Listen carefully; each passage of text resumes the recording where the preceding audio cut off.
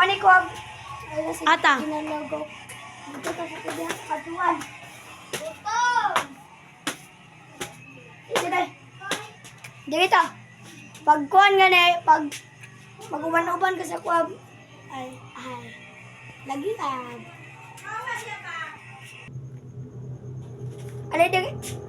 Alay diri banay ko. Napagnalawa. Interview ako. Oh. Interview ako kay natay mic ko. Charo, puli-puli ka tani kay nubo kay ni Kuya. Palitan nato ning taas. Okay. Interview dia. Ikaw interview. Unsa man pud ta diri nga naglingkod ra man ta sa buhaton. Magbuhat ta sa atong pwede buhaton eh. Nga na sige pa magkagpangutana. Unsa gyatong buhaton nga tong angay buhaton di wagi ko kabalo. Oh, di interview na lang ko. Basig na ka impormasyon dia. Kimi wagi ko impormasyon ikaw. Eh, na ako'y gamay diri pero hatagi ko ugma pagta ha. Karon na. Ugma ka. Ugma po ang kailangan ba pang bayad.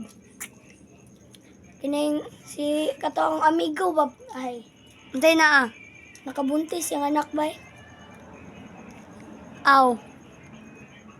Dayon, Kailangan ko selfie kwarta pero di na ako tupahulman pero pwede na ako tupahulman nga pero di ko magpahulam kay alam mo na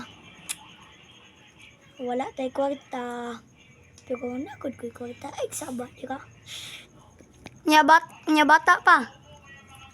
ay tiguang na to nanay bangas niya ang nakabuntis pod ka to pong anak ni Maribay siya nga kay piti pabiya to.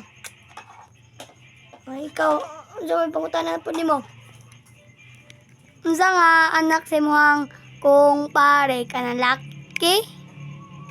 Ay, dili, pre. Babae ito, pre. Siyempre, lalaki gito.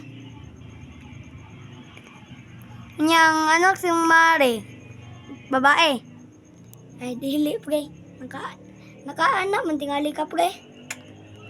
Siyempre, babae gito, pre. Kay mo, gawin na buntisan. Ikaw ba, mabuntis ka? Dili. O, lalaki ito.